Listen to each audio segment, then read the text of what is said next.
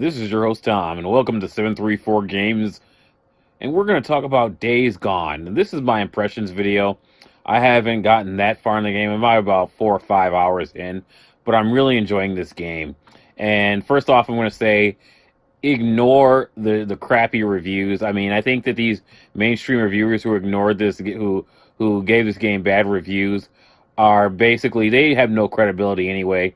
And just when you thought they couldn't have any less credibility, here they go and rate a game like Days Gone by a really low review score. I played the game. I totally enjoyed it. I mean, there are probably a few developers who went and rushed the review, and they reviewed the game before they patched it, before the release window, because the game had a day one patch. But let me tell you about Days Gone by.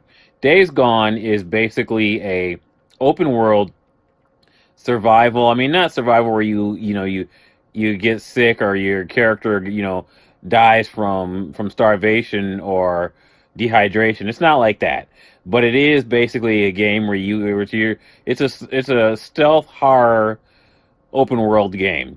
So you get a lot of the mechanics are stealth, and the stealth really works well. I mean, obviously there are games that may have done that a little bit better, but this is a pretty good stealth game. It's got a great story. I mean, total top-notch story. This is pretty much a top-notch game. I'm enjoying a lot. I mean, I'm just basically enjoying the hell out of it. I like the fighting, although the one flaw I found is that the camera can get a little weird when you're fighting, when you're melee an enemy. And that's about it. Riding the bike, it feels really great. Everything about the game feels really good so far. I'm really enjoying the characters. Pretty cool. I think they also didn't like that the story is definitely a story that most social justice warriors are probably not going to like, and a lot of the people who work at these companies are social justice warriors. A lot of these review sites, they are not going to like a game like Days Gone by that's about a larger government conspiracy. I mean, you have a character who's a truther. You have a biker character who happens to be a white male, sort of an alpha male type character. And that's something that social justice warriors don't like very much, especially these days. So what's here is really good, and I think I would just recommend, if you have a PlayStation 4, I would definitely recommend picking this game up. It's one of the better games on the platform. It's as good as any other first party game. I mean, there might be games that are. I'm going to give a full review of this game later, but right now I got to say this game pretty much stands up to any of the other first party games. And the more I play it, the more I am enjoying it. So do not listen to the bad reviews. Also, there are a lot of fanboys out there from other console platforms who are going on Metacritic and giving reviews like, well, other people are giving this a 10, so I'm going to give this game a 0. And people are reviewing it on an American site in Spanish. When I know a lot of Spanish-speaking people, and they're not going to come to an English-speaking site to give a review in Spanish.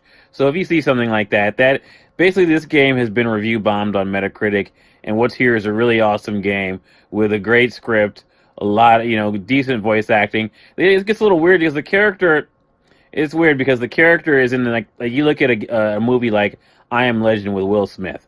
And Will Smith gets to a point where he's talking to himself because he's so used to being around this crazy world with all this crazy stuff happening all by himself and doing stuff, trying to survive. And you see the character mumbling to himself kind of like that. So, I mean, I think it makes the story feel more human.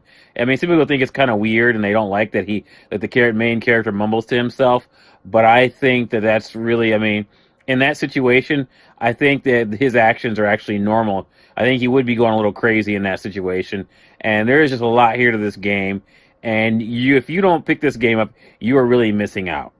And that's pretty much it for this episode of 734 Games. This is your host, Tom, signing off from 734 Games, where gaming is alive.